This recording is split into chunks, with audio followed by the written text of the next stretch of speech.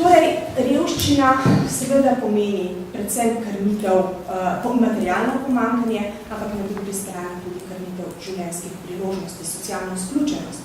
Zato se je Evropa kot tista združba, ki se razlikuje od preostalih razvitih držav, odločila, da je pravzaprav preprečevanje revščine in socialne izključenosti in krepitev socialne kohezije ena izmed ključnih tem, s katerimi pravzaprav kaže tako rečeni evropski socialni model. Torej, številka, seveda, naša vlada se je, mislim, da na najmanj 3 tiskovnih konferencah pohvalila, da 11,7% stopnja tveganja revščine v Sloveniji predstavlja eno najnižjih stopenj tveganja revščine v Evropi. Da, to je res. Toda k temu podatku moramo pristaviti 2 komentarja. Eden je ta, ki ga je že omenila kolegica Majda Pokrata, skratka, da to je podatek za leto 2005. In oprostite, v veliko večji meri kažemo spet predhodne in nesedanje podatke. In drugi pristavek, stopnja tveganja revščine ni najboljši kazalnik. Namreč ni pravo merilo revščine. Pove nam namreč le to, koliko posameznikov je imelo dohodke manjše od 466 evrov, če je bil to posameznik, oziroma 978 evrov na mesec, v primeru, da je šlo za 4-člansko družino. Skratka, to je kazalnik neenakosti distribucije dohodka in revščine. Če želimo uzreti pravi odraz revščine, potem si moramo pomagati s kvalitativnimi podatki, ki nam povedo, čemu vsemu se morajo ljudje odrekati za to, da preživijo mesec, kakšen je njihov dostop do zdravstvenega varstva, izobraževanja, do reševanja stanovanjskega problema ali recimo celo takih luksusnih zadev, kot je preživljanje prostega časa. Ob tem statističnem podatku bi opozorila še na enega, ki je nekako skrit pod preprogo in pravzaprav predstavlja tisto, kar bi poimenovali uradni prag revščine. Skratka, prag, pri katerem država priznava, da so ljudje revni in da jim je treba pomagati. Ta je bistveno nižji od statističnega podatka in takole pravi.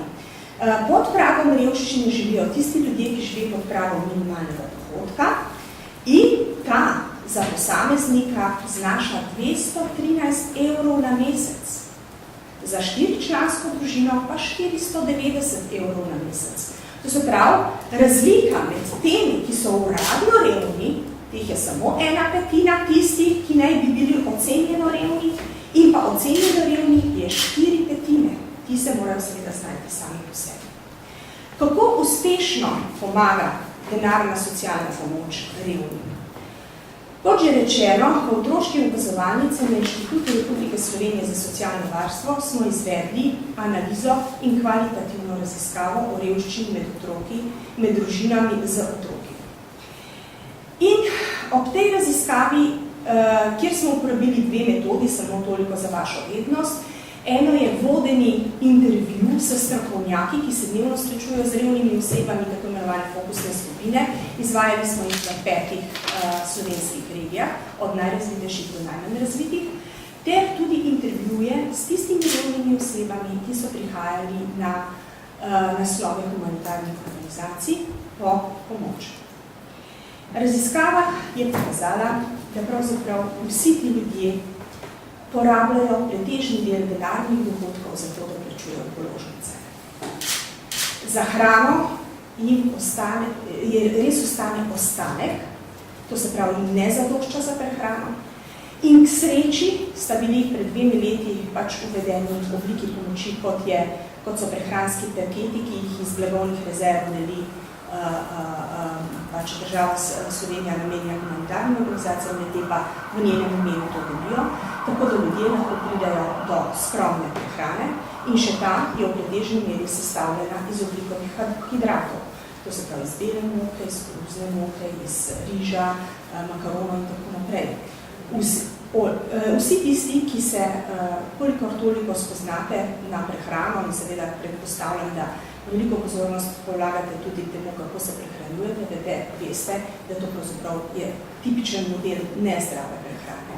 In ljudje so nam povedali, da so v veliki meri odpovedujejo svojim lastnim potrebam, zato, da poskrbijo za svoje otroke, da le-ti dobijo zelenjavo in sadje vsaj nekajkrat na teden. Druga stvar, ki so nam jo pokazali, je to, da pravzaprav nimamo opravka samo s materialno revščino, ampak celo vrsto socialnih izključenosti. Da je velik del ljudi resno, kronično bolančene in celo 2 člana v družini in potem takem niso primerni kandidati za vključitev na trg dela, kamor jih neprestano pošiljamo, češ, ti ljudje so reni, zaradi tega pač nimajo sredstev za preživetje. Mnogi poleg kroničnih obolenj imajo probleme z zobmi, nizko odpornostjo, dopolnilno zdravstveno zavarovanje, za večino njih ni dosegljivo. Za pomoč prosijo humanitarne organizacije, v kateri jim lahko pomagajo. Ogromno je psihičnih in čustvenih težav. To je obraz revščine. Še veliko več bi vam lahko nanizala, pa vendar mi čas to.